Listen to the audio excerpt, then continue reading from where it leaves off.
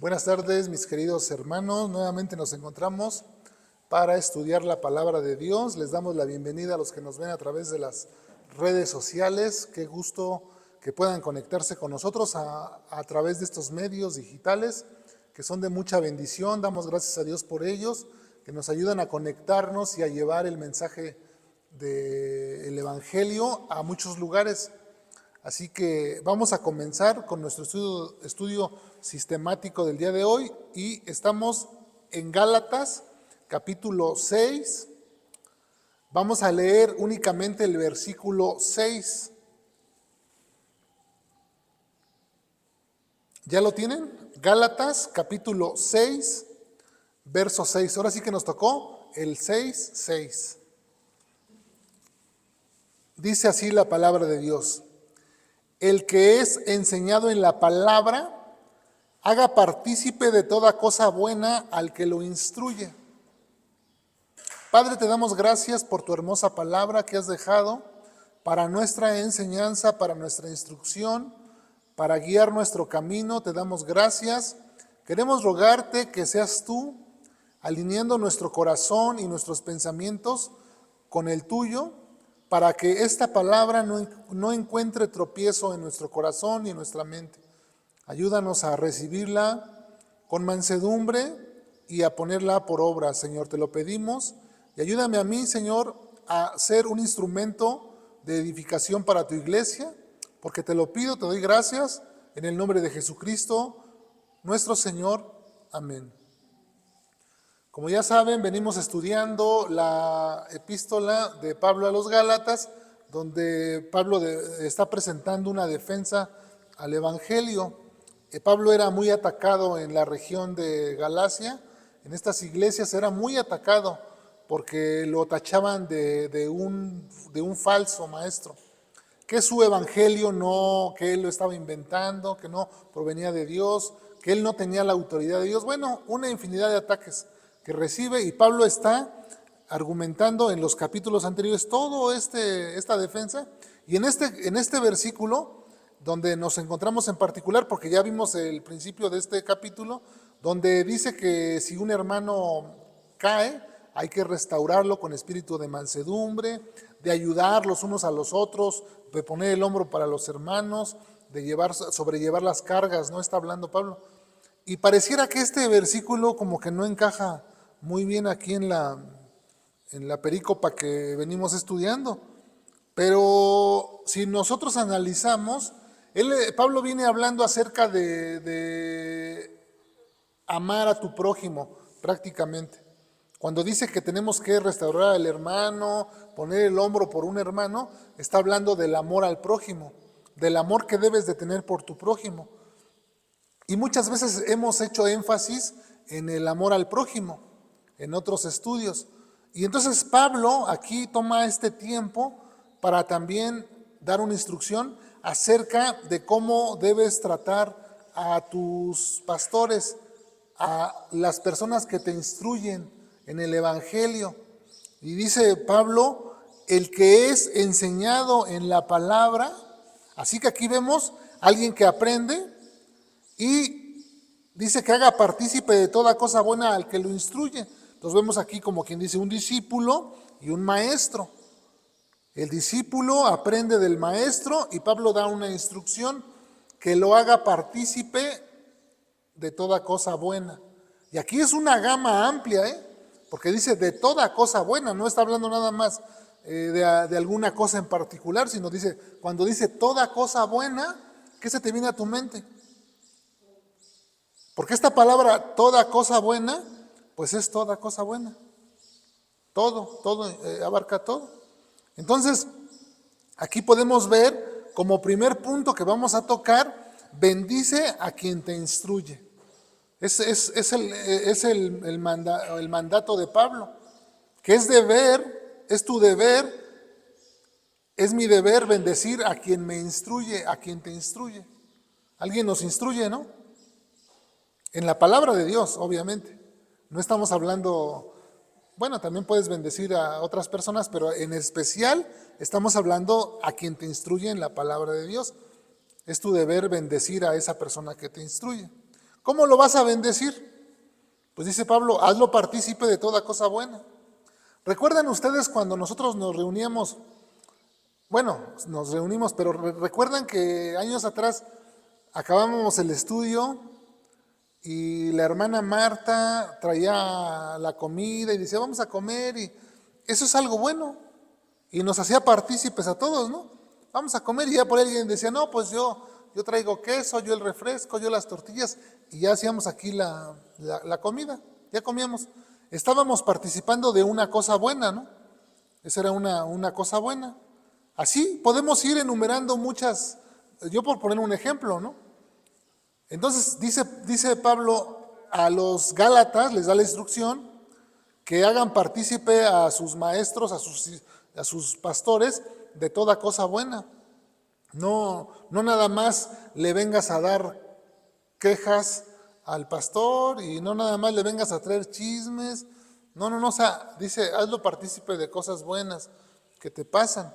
Cuando tú avanzas y avanzas en el camino de la fe, también es una cosa buena. También puedes hacer partícipe a tu instructor de eso bueno. Ay, ya avancé, ya logré brincar esta tentación que me estaba agobiando, ya la logré brincar, también es una cosa buena, ¿no? Puedes hacerlo partícipe también de tu alegría, de tu gozo, para que se goce contigo también. Estoy consciente que al abordar este tema del que les voy a hablar, es un tema delicado y que ha causado mucha controversia. Yo estoy consciente de esto. Pero la Escritura está aquí y está puesta para nuestra enseñanza, y como dijo uno de los apóstoles, pues yo no he rehusado el darles todo el consejo de Dios, así que tenemos que tratar temas acerca del dinero. Tenemos que tratarlo porque dice que haga partícipe a sus maestros, a sus pastores, de toda cosa buena. Este tema ha causado mucha controversia por los abusos que ha habido en las congregaciones evangélicas, cristianas. Fíjense que mucha gente que ha asistido a congregaciones han abusado de ellas en cuestión del dinero, con los diezmos, lucran con su fe. Falsos maestros, falsos pastores que tienen únicamente como principio ganar y quitarle el dinero a la gente, trasquilar a las ovejas. No se tientan el corazón y su único objetivo es dorarle la píldora a la gente para que le traigan dinero, haciéndolos creer que trayendo dinero aquí ellos van a ser bendecidos. Pero esto es algo falso, ¿eh? Esto es algo equivocado, pero por este tipo de cosas es que estamos viviendo en esta época en la que pues ya nadie confía en los pastores. Muchos pastores son calumniados. Son muchas las personas pues que piensan de esa manera, ¿no? Porque han sido abusados. Ya lo dijo Pablo en 1 de Timoteo 6:10, que raíz de todos los males es el amor al dinero, el cual, codiciando a algunos, dice, fueron traspasados de muchos dolores y se apartaron de la fe por codiciar el dinero. Así hay mucho falso pastor, mucho falso maestro que tiene codicia y que tiene ambición y entonces únicamente busca el dinero. Ese es por un lado. En la semana yo platicaba con un amigo y estamos hablando que este amigo que tengo pues se dedica a la construcción. Y estábamos platicando y me dice que hay unas personas a las que él les hizo su casa y que les hizo una casa grande y llegaron aquí por la colonia y les hizo la casa. Y luego ya después con el tiempo se empezaron a enterar o se enteraron que estas personas salieron de una iglesia, de una congregación y que se habían robado el dinero, que ellos eran los tesoreros de esa congregación y se pelaron con el dinero. Y con ese dinero vinieron, hicieron su casa y ahora viven cómodamente ahí. Qué abusivos, ¿no? Qué gente sin escrúpulos, sin temor de Dios. Pero sobre esa gente que abusa de la fe de otras personas, el castigo de Dios no se tarda. Van a tener su castigo y van a tener sus consecuencias. Le preguntaron a un niño que qué le gustaría ser de grande. Y él dijo, yo quiero ser pastor. A lo que algunos dijeron, ¿pastor? Si es un niño pequeño. Y le dijeron, ¿por qué quiere ser pastor? Dijo, porque los pastores ganan mucho dinero. Porque los pastores tienen carros buenos. Porque los pastores tienen mansiones. Porque los pastores tienen jet privado. Porque los pastores tienen un yate. Dijo, porque los pastores son famosos. Por eso quiero ser pastor. Pero ven la equivocación. O sea, la motivación, bueno, es un niño, ¿no? Pero la motivación no era correcta. Pero es por ese tipo de acciones de este tipo de personas que el nombre de Dios es blasfemado todos los días y pastores, verdaderos siervos de Dios, son blasfemados también, son calumniados también. No, yo con cada persona que platico y tocamos el tema acerca de congregaciones cristianas, no, pues ahí es donde se roban el dinero, ahí es donde le quitan el dinero a la gente. Y eso es lo que está en la mente de toda la gente. Ahora, con esto en mente, nosotros sabemos que el ministerio de Jesús no se sostuvo de otra manera. El de Pablo, ¿cómo se sostuvo su ministerio? ¿Cómo se sostiene un ministerio de un pastor? Eso es lo que vamos a determinar. ¿Está bien que un pastor cobre un salario? ¿Creen ustedes que esté bien que un pastor cobre un salario? Aquí hay controversia. Los teólogos, hay una división, unos dicen que sí, unos dicen que no. ¿Será melón? ¿Será sandía? ¿Qué creen ustedes? ¿Será bíblico que un pastor cobre un salario? ¿Usted cree que no? ¿Qué dice la Biblia? Vamos a ver. Porque eso es interesante, ¿no? Saber qué dice la Biblia, porque yo puedo tener una opinión, usted puede tener otra opinión y así podemos estar divididos, ¿no? Pero vamos a ver qué dice la Biblia. Por favor, acompáñenme a 1 de Timoteo, capítulo 5, versículo 17.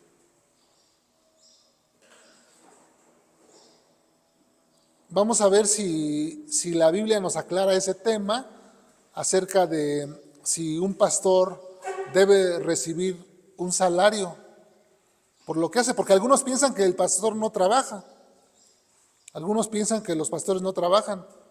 Por ejemplo, cuando un psicólogo atiende a una persona y la aconseja, pues el psicólogo está trabajando. Pero cuando un pastor atiende a una persona y la aconseja, no, el pastor no está haciendo nada. Cuando un médico da una consulta, pues está trabajando, ¿no? El pastor cuando le hacen alguna consulta, no, él no está trabajando, él no. Entonces, ¿será necesario que el pastor reciba un salario o no? Dice 1 de Timoteo 5, del versículo 17 al 18. Los ancianos que gobiernan bien sean tenidos por dignos de doble honor, mayormente los que trabajan en predicar y enseñar. Pues la Escritura dice, no pondrás bozal al buey que trilla, y digno es el obrero de su salario.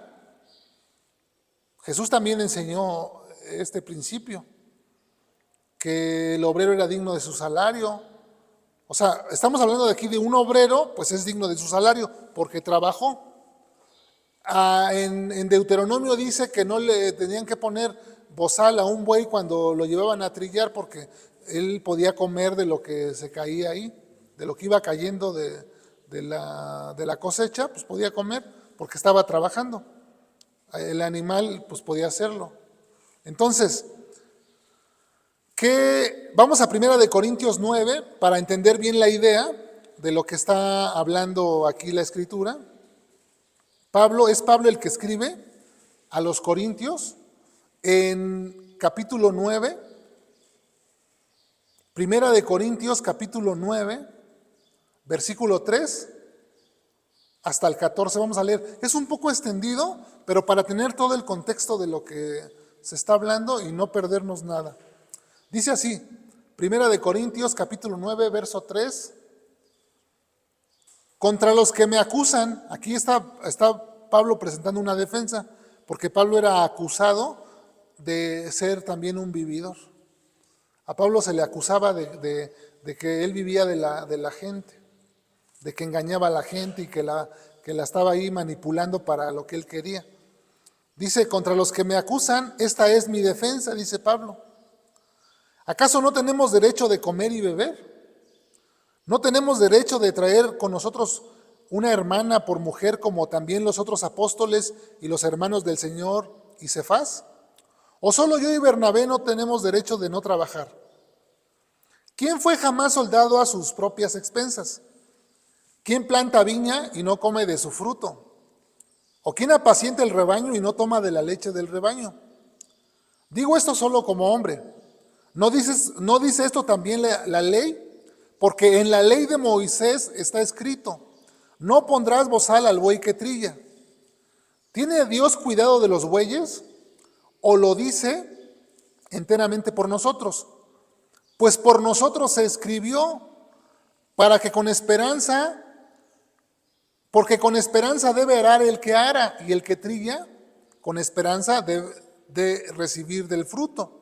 Si nosotros, dice Pablo, sembramos entre ustedes lo espiritual, ¿es gran cosa si segamos de ustedes lo material? Si otros participan de este derecho sobre ustedes, ¿cuánto más nosotros? Pero no hemos usado de este derecho. Aquí hay algo importante, dice Pablo, pero no hemos usado de este derecho. Podemos verlo como un derecho. El pastor tiene derecho a recibir un sueldo, un salario. El obrero es digno de su salario, el pastor trabaja para las almas. Pero dice Pablo, pero no hemos usado de este derecho, sino que lo soportamos todo por no poner ningún obstáculo al evangelio de Cristo. ¿No sabéis que los que trabajan en las cosas sagradas comen del templo? Y que los que sirven al altar del altar participan. Aquí en este versículo pongan atención. Así también ordenó ¿quién? El Señor a los que anuncian el evangelio. ¿Qué dice? Que vivan del evangelio. Entonces, ¿es bíblico que el pastor viva del evangelio? Es bíblico, el pastor puede cobrar un salario. Ahora, yo en lo personal no he usado de ese derecho, ni ahorita por lo pronto pienso hacerlo, porque la congregación es pequeña y pues gracias a Dios no tenemos la necesidad. Entonces a mí no se me da un salario. No estoy usando ese derecho, aunque es un derecho, pero como Pablo también dice, bueno, no lo voy a usar. Pablo en algunas congregaciones no usó de ese derecho. Bueno, habrá quien sí use de ese derecho, quien sí tenga esa necesidad, que no trabaje. Porque hay pastores que se dedican de tiempo completo a la obra de Dios. ¿Cómo van a solventar sus gastos? También es justo que la congregación les aporte una cantidad para que ellos puedan mantenerse. Pero aquí es donde entra el desequilibrio muchas veces, donde son tan abusivos unos pastores, pues que se llevan más de lo necesario. Ahora, surge otra pregunta, ya despejamos esta pregunta, si el pastor debe recibir un salario de la congregación, sí o no. La respuesta es sí, por medio de la Biblia. Ahora, ¿cuál debe ser el salario del pastor?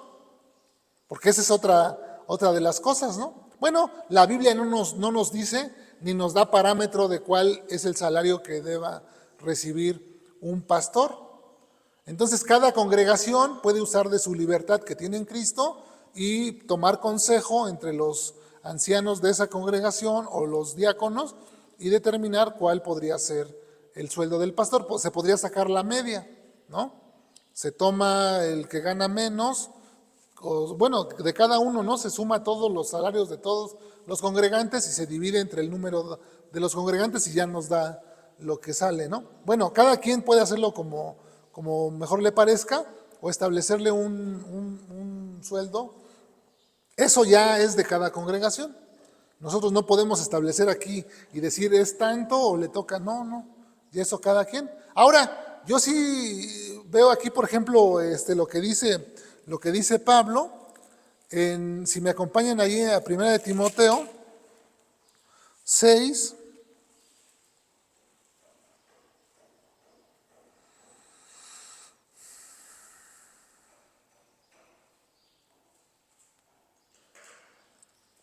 Dice Pablo en 1 de Timoteo 6, versículo 7. Bueno, desde el 6, vamos a leer desde el 6.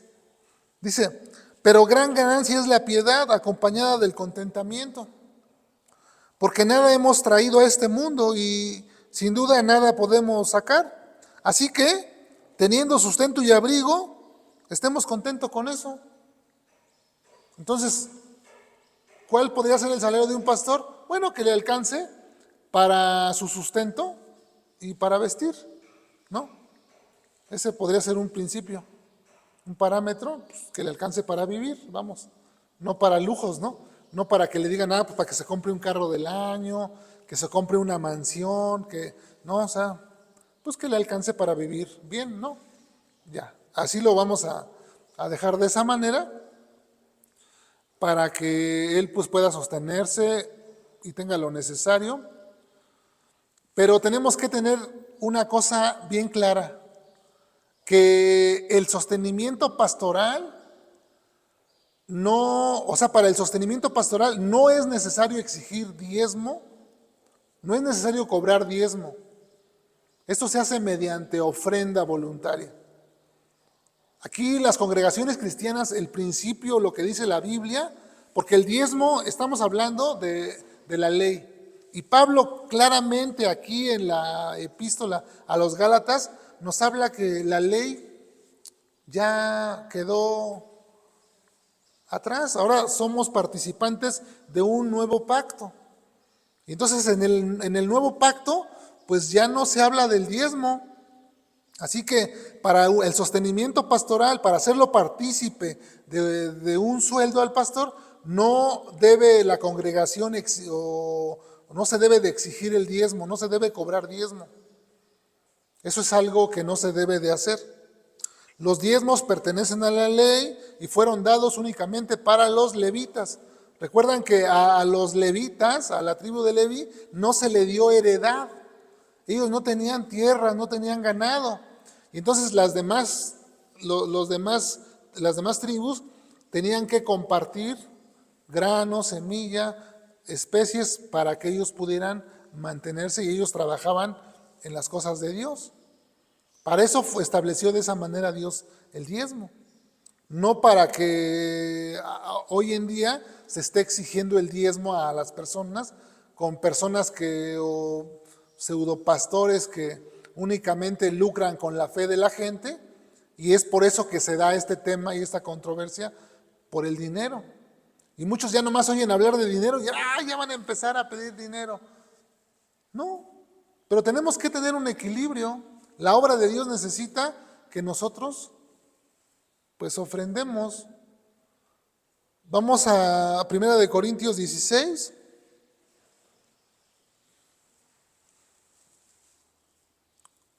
Vamos a leer desde el versículo 1 hasta el versículo 2. 1 de Corintios capítulo 16, donde se establece el principio de la ofrenda para la iglesia.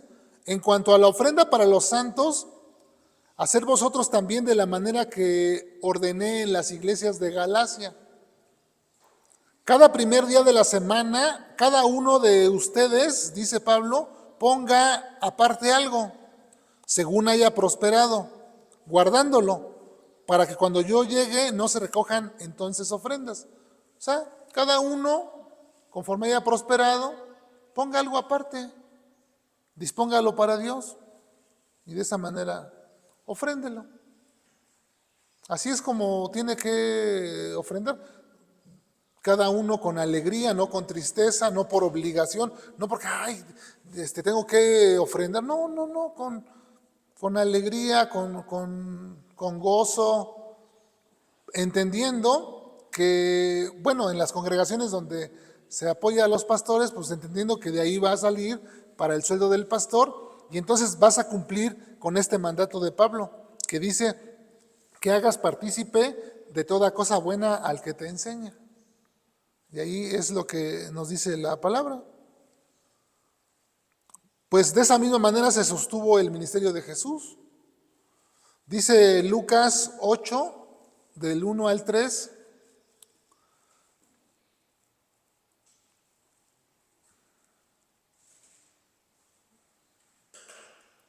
Aconteció después, Lucas 8, del 1 al 3.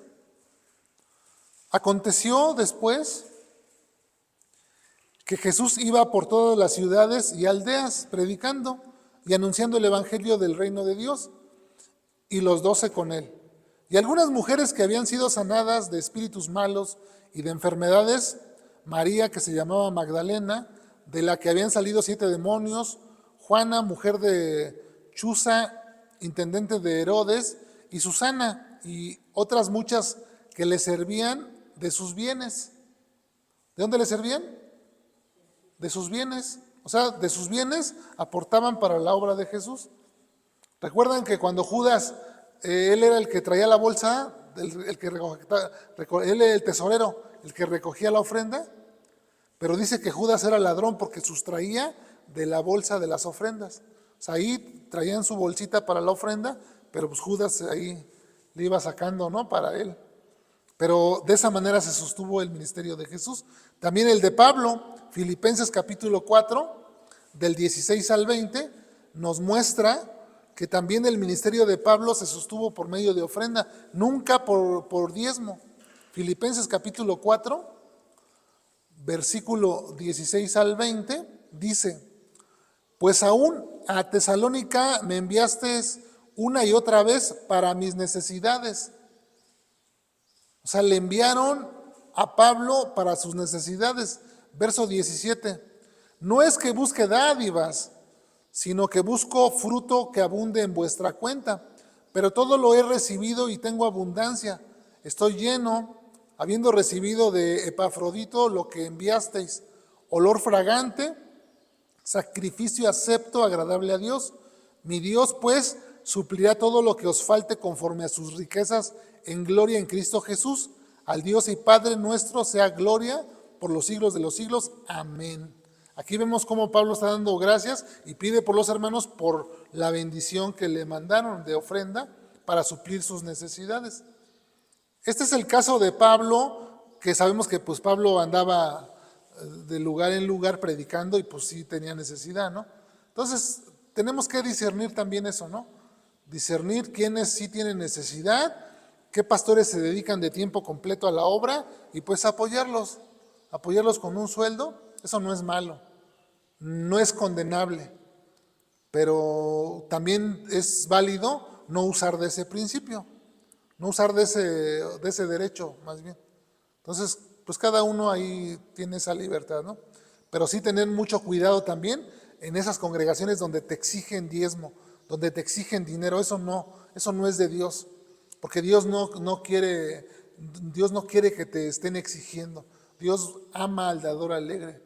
Cuando tú de tu propio corazón, de tu voluntad dices, bueno, yo veo aquí que hace falta una silla, veo necesidad en este lugar, bueno, voy a apoyar, ¿no? Ya. Y que tu mano derecha no sepa lo que hace la izquierda. No andes tocando trompeta y diciendo, no, yo puse esto, yo puse la banca de allá, ¿no? Como en algunos lugares que yo he visto que hasta nombre le ponen, ¿no? Ponen una banca y familia fulana de tal le puso esa banca. Y así, no, pues no, estamos diciendo, entonces tú pones una banca bien elegante y dices, ay, mira, la familia puso esta, ¿no? Entonces no debemos hacer eso, debemos de ser con cordura, ¿no? Así que entonces podemos concluir que pues estamos llamados a compartir de nuestras bendiciones con nuestros pastores, con nuestros maestros, con los que nos instruyen en la palabra de Dios. Ese es un deber cristiano. Esto no estamos hablando de venir y que te saquen el dinero, estamos hablando de un dador alegre, de una persona que sabe dar a la obra de Dios y que lo hace con alegría. Porque, como dijimos, cuando traes comida y convivimos todos, estamos siendo partícipes de algo bueno. Ahora, también podríamos pensar, pues los pastores son seres humanos como cualquiera de nosotros. Los pastores también pasan por momentos de tristeza. Y cuando tú vienes a traerle una palabra de ánimo a un pastor, pues también lo estás haciendo partícipe de algo bueno, ¿no? Estás bendiciendo su vida. Cuando tú ves al pastor o está enfermo y le haces una llamadita, pues eso también es algo bueno, ¿no? Dijo Jesús, dice, estuve enfermo y me fuiste a visitar, ¿no? Tuve hambre, me diste de comer, tuve sed, me diste de beber, estuve en la cárcel y me visitaste. Y dijeron, pues, ¿cuándo te hicimos eso? Bueno, cuando lo hiciste a uno más pequeño que yo, a mí lo hiciste. Él es el buen pastor, el príncipe de los pastores, y nunca anduvo tras el dinero. Cuando un escriba le hizo una pregunta, Jesús dijo, las zorras tienen guarida, el Hijo del Hombre no tiene ni dónde recostar su cabeza. ¿Qué tenía Jesús? No tenía ni dónde, dijo, no tengo ni dónde recostar mi cabeza. Las zorras al menos tienen guarida. Entonces vemos cómo Él se dio, se entregó a la gente por amor, por compasión, por misericordia, para que nosotros pudiéramos ser salvos por medio del sacrificio que hizo Él. No fuimos llamados a estarle sacando el dinero a la gente. Tenemos que tener ese equilibrio, tampoco asustarnos cuando hablemos de dinero y tampoco porque no exigimos diezmo y el diezmo no es del nuevo pacto, entonces ya nos cerremos y entonces ahora no vamos a ofrendar nada, porque eso se está dando también. Gente lastimada que viene de congregaciones que le han sacado y le han vaciado los bolsillos y ahora llegan a congregaciones donde no se pide diezmo y ahora ya no quieren ni ofrendar. Porque ya todo lo ven con esa alerta de que me van a robar. No, tenemos que entender que la obra de Dios necesita que apoyemos, pero no sobre presión, que nazca de nuestro corazón. Espero que haya sido lo suficientemente claro y que no cause confusión en tu manera de pensar. O sea, yo no estoy diciendo con esto que les estoy hablando que ahora quiero que vengan a traer dinero y que me paguen. No, quiero que entiendan ese principio que es bíblico, que se puede hacer y que también se puede dejar sin hacer. No pasa nada. Amén. Padre, te damos gracias por tu hermosa palabra, Señor, que siempre nos instruye, que siempre nos guía a toda la verdad, Señor. Gracias porque podemos aprender tus principios acerca de lo que tú has dejado escrito. Te damos gracias porque siempre encontramos en ella la respuesta a todas nuestras dudas, a nuestras inquietudes.